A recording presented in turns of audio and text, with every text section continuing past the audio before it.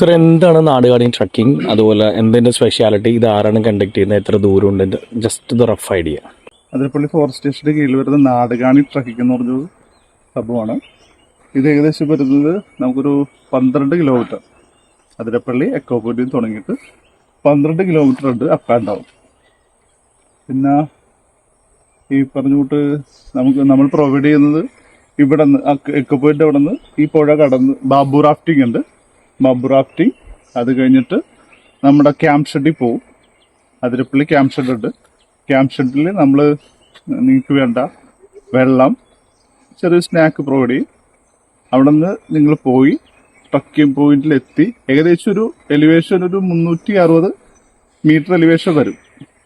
അത് കഴിഞ്ഞിട്ട് നമ്മൾ തിരിച്ച് നമ്മുടെ അതിരപ്പള്ളി വാട്ടർഫാൾസ് ഉണ്ട്.